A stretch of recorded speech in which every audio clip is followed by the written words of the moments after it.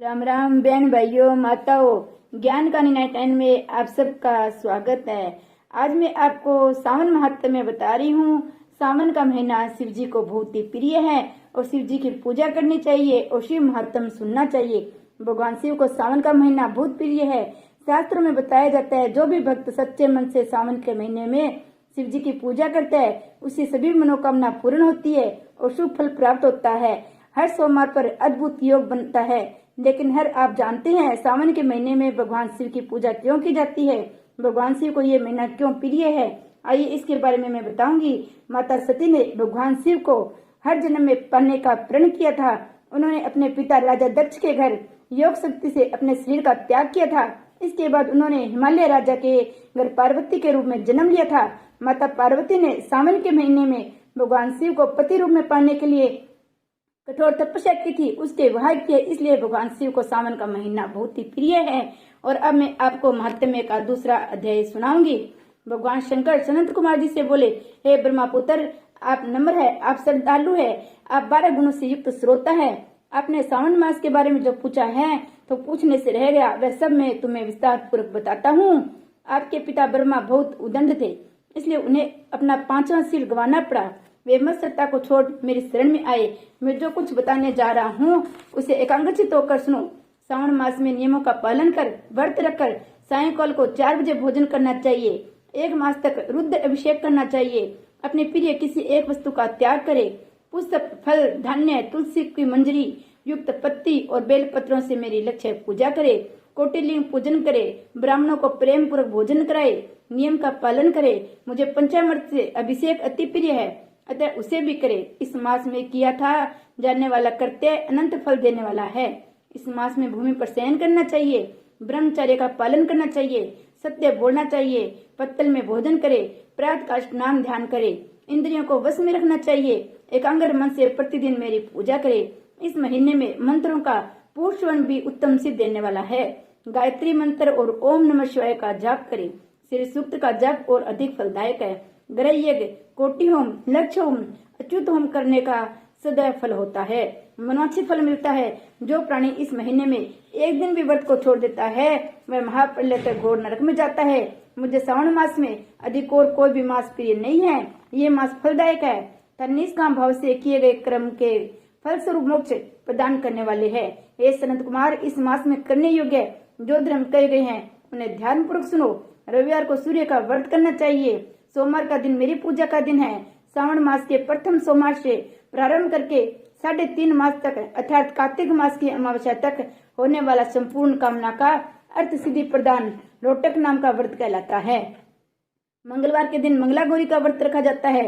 बुधवार को बुध का व्रत, बृहस्पतिवार को गुरुदेव का व्रत, शुक्रवार को जीवंतिका देवी का व्रत रखते हैं। शनिवार को हनुमान और नरसिंह का व्रत रखा जाता है। अब मैं तुम्हें तिथियों के अनुसार होने वाले व्रतों को बताता हूँ। सावन मास के शुक्ल पक्ष को द्वितीय तिथि को औटुंबर नाम का व्रत रखा जाता है। शुक्ल पक्ष की तृतीया को गौरी का व्रत होता है। सावन शुक्ल चतुर्थी को दुर्गा गणपति नामक व्रत होता है।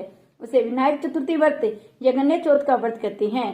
सावन शुक्ल पंचमी को नाग पूजन का व्रत रखा जाता है। सावन शुक्ल षष्ठी के दिन सुपोधन व्रत रखा जाता है। सावन शुक्ल सप्तमी को शीतला देवी का व्रत रखा जाता है। अष्टमी और चतुर्दशी तिथि में देवी का पवित्र रोपण करना चाहिए। सावन मास की कृष्ण तथा शुक्ल पक्ष की नवमी को नकल व्रत का विधान है। शुक्ल पक्ष दशमी को आशा नामक व्रत किया जाता है। कोई कोई मनुष्य सावन मास के दोनों पक्षों शुक्ल और कृष्ण की एकादशी को आशा व्रत रखते हैं। सावन शुक्ल पक्ष की द्वादशी को भगवान विष्णु का पवित्र आरोपण करना कहा जाता है, इसलिए इस तिथि को भगवान हरि का श्रीधर नाम से अर्चन उत्तम गति प्रदान करता है।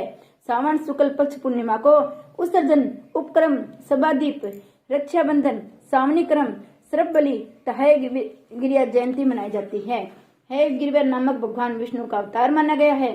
उपरोक्त 7 व्रत सावन शुक्ल पूर्णिमा को मनाए जाते हैं। सावन कृष्ण चतुर्थी को संकट चतुर्थी, जिसे आम भाषा में संकट चौथ कहते हैं, कृष्ण पक्ष की पंचमी को मानव कल्पादि व्रत रखा जाता है। सावन कृष्ण अष्टमी को भगवान श्री ने विष्णु कृष्ण का 16 कलाओं से युक्त अवतार लिया था। उस दिन व्रत महोत्सव मनाया जाता है। सावन मास के अमावस्या के पिठोरा व्रत का विधान है। इस दिन कुशोत्पादन करे, वृषभों का पूजन करे। सावन शुक्ल पक्ष की प्रथमा से लेकर समस्त तिथियों में अलग अलग देवी देवता है। प्रतिदिन प्रथमा के अग्नि, द्वितीय के ब्रह्मा, तृतीय तिथि को गौरी, चतुर्थी तिथि को गणेश, पंचमी तिथि के नाग, षष्ठी तिथि के स्कंद, सप्तमी तिथि के सूर्य, अष्टमी तिथि के भगवान शिव, नौमी तिथि की दुर्गा, दसवीं तिथि के यम, एकादशी तिथि के विवेक देव स्वामी है, द्वादशी तिथि के श्री हरि, त्रयोदशी तिथि के कामदेव, चतुर्दशी तिथि के शिव और पूर्णिमा के स्वामी चंद्रमा है। अमावस्या के स्वामी पितर है। जिस देव को जो भी तिथि है उस तिथि को उस देवता की पूजा अर्चना करना चाहिए। इस श्रावण मास में प्राय अगस्त्य नक्षत्र का उदय होता है।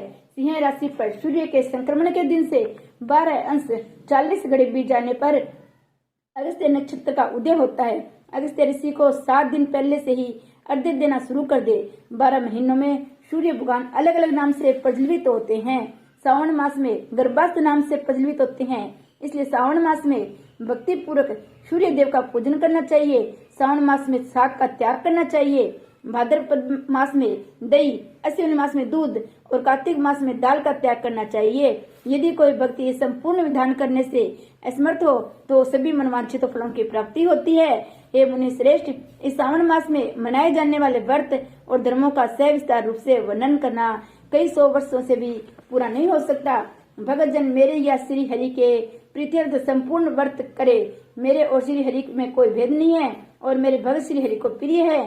श्री हरि के भक्त मुझे प्रिय है। जो प्राणी इससे भेदभाव को कल्पना करते हैं या करेंगे वे नरकगामी होते हैं। हे सनत कुमार, आप श्रावण मास में धर्म पालन करें। इस अध्याय में तिथियों और वारों का व्रत करना भगवान शिव ने अपने मुख से बताया कि श्रावण मास में सब तिथि महान होती है, उसमें पूजा करे वह व्रत करे। अब तीसरा अध्याय। सनत कुमार भगवान शंकर से बोले, आपने व्रत समुदाय का उद्देश्य बताया, परंतु मेरी जिज्ञासा शांत नहीं हुई है। आप विस्तार पूर्वक इन व्रतों को बताने की कृपा करें। आप खोलकर मुझे समझाए, जिसे सुनकर मैं कृत करते हो जाऊं। सनत कुमार जी की प्रार्थना पर भगवान महादेव बोले, जो भक्त श्रावण मास को नक्त व्रत का व्यतीत करता है, जो संपूर्ण वर्ष इस नक्त व्रत का फल भोगता रहता है, दिन की समाप्ति से 3 घड़ी पहले रात्रि भोजन को नक्त व्रत कहा जाता है। नक्त व्रत भोजन में सूर्यास्त से 3 घंटे पहले के समय को छोड़कर शेष समय लिया जाता है। सूर्यास्त से पहले के 3 घंटों का संध्या काल कहा जाता है। संध्या काल में आहार, मैथुन, निंद्रा और स्वाध्याय करना वर्जित है। अब मैं तुम्हें गृहस्थ और सन्यासी के भेद से नक्त भोजन को 2 प्रकार की व्यवस्था बताता हूँ। आप ध्यान पूर्वक सुनो। जब सूर्य देव के मंद होने पर अपने शरीर की छाया दुगनी हो जाएगी, उस समय को सन्यासी के लिए नक्त भोजन व्रत का है। शास्त्रों में गृहस्थी के लिए नक्षत्र के उदय होने पर रात्रि भोजन करने को नक्त भोजन व्रत कहा है। शास्त्रों में सन्यासियों के लिए रात्रि काल में भोजन निषिद्ध हो जाने से दिन में अष्टम भाग में भोजन करना बताया गया है। गृहस्थी को विधि द्वारा रात्रि में नक्त व्रत का भोजन करना चाहिए। सन्यासी, विधवा, विदुर को सूर्यास्त से पहले ही भोजन करने का विधान है। पुत्रवान, आश्रयहीन तथा स्त्री विहीन पुत्रवान विदुर को रात्रि में भोजन करना निषिद्ध है। श्रावण मास में नक्त व्रत करने वाले प्राणी उत्तम गति को प्राप्त होते हैं। श्रावण मास के प्रारंभ होने पर प्रतिपदा तिथि में प्रातःकाल मनुष्य ये प्रतिज्ञा करे कि मैं पूरे श्रावण मास में ब्रह्मचर्य का पालन करूंगा, प्रतिदिन प्रातःस्नान करूंगा, नक्त व्रत, रात्रि शयन तथा अन्य प्राणियों में दया भाव रखूंगा। वह यह भी संकल्प करे, यदि मैं इस व्रत के प्रारंभ होने के बाद इस व्रत की समाप्ति से पूरे मर जाऊं तो हे भगवान, इस स्थिति में आपके प्रसाद से मेरा व्रत परिपूर्ण हो जाए। नक्त व्रत करता हुआ प्राणी मुझे अति प्रिय हो जाता है। ब्राह्मण द्वारा यह स्वयं रुद्र का 1 मास तक जो अभिषेक करता है उस पर मेरी सदैव कृपा दृष्टि रहती है, क्योंकि मुझे जो धारा अति प्रिय है। यह श्रावण मास में जो प्राणी अधिक स्वादिष्ट भोजन या उपयोगी वस्तु ब्राह्मण को देता है वह मुझे बहुत प्रिय है। हे सनत कुमार, अब मुझसे उत्तम लक्ष्य पूजा विधि का विधान पूर्वक सुनो।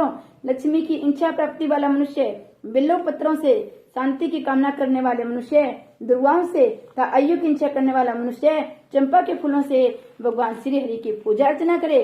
विद्या की इच्छा रखने वाला व्यक्ति मल्लिका तथा चमेली के फूलों से पूजा अर्चना करे। तुलसी दल में से भगवान श्री हरि और में स्वयं प्रसन्न होते हैं। पुत्र की कामना रखने वाला व्यक्ति कटेरी के फूलों से पूजा अर्चना करे। जिसे बुरे बुरे स्वप्न दिखाई देते हो वह उनके नाश के लिए उत्तम धान्य से पूजा अर्चना करना चाहिए। देव के सम्मुख रंगबली, पद्म, स्वास्तिक और चक्कर आदि बनाकर भगवान विभु की पूजा अर्चना करनी चाहिए। संपूर्ण कामनाओं की पूर्ति के लिए सब पुष्पों से मनुष्य की पूजा अर्चना करना चाहिए। लक्ष्मी पूजा करने से में भगवान शिव सदा प्रसन्न रहता है। अंत में उद्यापन करना चाहिए। उद्यापन के लिए मंडप बनवाकर उसके तीसरे भाग में वेदी बनानी चाहिए। पुण्य है वचन कर आचार्य का वर्ण करना चाहिए। मंडप में बैठकर रात्रि जागरण कर वेद पाठ कराना चाहिए। वेदी पर उत्तम चतुर्लिंग वेदर बनाकर उसके मध्य भाग में चावलों से सुंदर कैलाश का निर्माण करना चाहिए। उस वेदी में यथास्थान तांबे का कलश स्थापित करना चाहिए। उसे पंच तत्व सूक्ष्म वस्त्र रखने चाहिए। उसमें भगवान शंकर को श्रवण की मूर्ति को पंचामृत से स्नान कराकर स्थापित कर अर्चना करे। नैवेद्य युक्त धूप दीप गीत वाद नृत्य तथा वेद शास्त्र पुराण द्वारा रात में जागरण करना चाहिए। प्रातः काल होने पर स्नान करना चाहिए। पवित्र शास्त्रोक्त विधान से वेदी बनानी चाहिए। तिल घी पायस मूल मंत्र गायत्री शिव सहस्त्र नाम से हवन करना चाहिए। जिस मंत्र से पूजन किया जाता है उसी मंत्र से हवन करना चाहिए। खांड घी चावल से हवन करना चाहिए। हवन समाप्ति पर पूर्णाहुति देनी चाहिए। प्रातः वस्त्र अलंकार आभूषण से आचार्य का वर्चन करना चाहिए। ब्राह्मणों का पूजन कर उन्हें दक्षिणा देनी चाहिए। जिन मंत्रों से भगवान शिव की लक्ष्य पूजा की गई है उन चीजों का दान करना चाहिए। श्रवण निमित्त भगवान शंकर की मूर्ति का अर्चन करे। यदि 1 महीने तक दीप जलाया हो तो उसको दान में देना चाहिए। संपूर्ण इच्छाओं की सिद्धि हेतु श्रवण की बाती चांदी का निमित्त दीप बनवाकर उसमें गौ का घी भरकर दान देना चाहिए। ब्राह्मणों को भोजन कराकर दक्षिणा दे। इस प्रकार जो मेरी अर्चना करता है मैं उस पर सदैव प्रसन्न रहता हूँ। जो मनुष्य श्रावण मास में अपनी प्यारी वस्तु का त्याग करता है वह मुझे अर्पणा की जाती है। तो हे मुने उस फल को सुनो। इस लोक में तथा परलोक में वह वस्तु लाख गुना होकर मिलती है। निष्काम भाव से त्यागने पर उत्तम गति की प्राप्ति होती है। जो भक्त मेरा रुद्र पाठी करता है वह प्रति अक्षर करोड़ वर्ष तक रुद्र लोक में निवास करता है। पंचामृत से अभिषेक की मोक्ष की प्राप्ति होती है। सावन मास में धरती पर सोने वाले मनुष्य को हाथी दांत से बनी हुई या चंदन निमित्त नवरत्न से जुड़ी हुई मर्दू गरुड़ चिन्ह वाली रुई से भरी कपड़ों की रजाई और तकियों से संपन्न सैया प्राप्त होती है। वैसे यह सुंदर स्त्री अन्य रत्नों से विभूषित मिलती है। सावन मास में जो आदमी ब्रह्मचर्य का पालन करता है उसका वीर्य अत्यधिक पुष्ट हो जाता है। तेजस्विता बल शरीर दृढ़ता और धर्म कार्य में समस्त उपकारी चीजें उस पर मिल जाती है। जो आदमी इस मास में मौन व्रत धारण करता है वह श्रेष्ठ वक्ता हो जाता है। मौन व्रत दिन या रात या भोजन के समय रखा जा सकता है। मौन व्रत में यदि मनुष्य घंटा तक पुस्तक दान करता है तो उसके सब शास्त्रों की जानकारी स्वयं प्राप्त हो जाती है। वह मौन व्रत के प्रभाव से बृहस्पति के समान बुद्धि वाला बन जाता है। मौन व्रत करने वाले मनुष्य को किसी तरह का कलह नहीं होता है। जय शंकर भगवान की जय।